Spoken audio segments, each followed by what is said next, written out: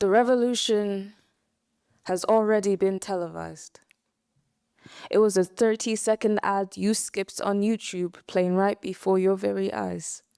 And here I stand trying to wrap my head around this earth and its non-degradable plastic-wrapped pack of lies, whilst my Spotify wraps up my most listened hip-hop and rap, and see the preacher on the street corner speaks about a second coming, whilst walking right past his Messiah, who, blanket-wrapped and crown of thorns turned woolly hat, sits cross-legged outside of an M&S, disguised as the beggar whom he once taught us to love and break bread, and no one looks up from their phones to notice.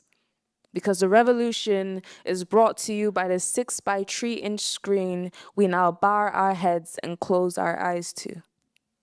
You see, when the Apple News banner becomes bearer of bad news, when we bury our dead in hashtags and squeeze grief in the 40 characters of a viral tweet, this is when you know the end is near and there's very little we can do about it.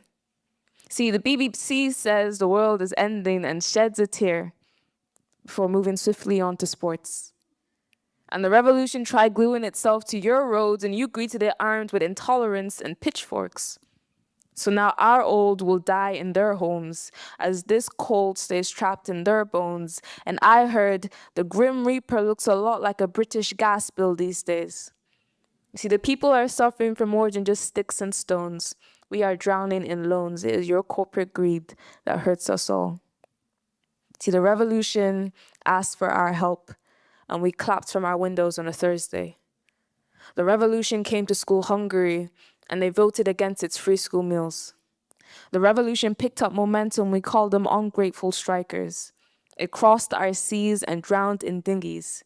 It flipped your burger, drove your buses, polished your cutlery, cared for your children, washed up in your shores, died in your screens, filmed its own funeral on a front-facing camera, wipes its blood clean from our hands. Not only was the revolution televised, it happened right outside our doorstep. The second piece I'll be reading is titled, When I Die. When I die, do not retire my body to the soil just yet. There is still too much fight left in me. Beneath this now collapsed skin lies a skeleton dying to be used. A fist will still form 6 feet underground, so when I die, scatter my bones across the top deck of the night bus. Take my clavicle and wedge open every ticket buyer across the nation.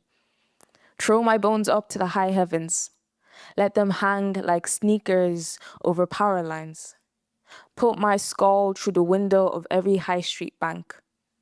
Grind my bones into ash for children to play in like snow. Burn the excess for warmth in the winter months. Reduce it to its calcium and pour it milk carton into the belly of the young.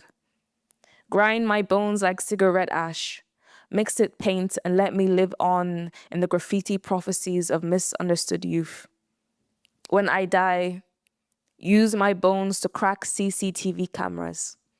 Steal milk and bread from your local conglomerate. Feed the pigeons. Let all of God's creatures know what a heavy stomach feels like. Take my backbone and lend it to the spineless. Take my spine and lend it to the scaffolding.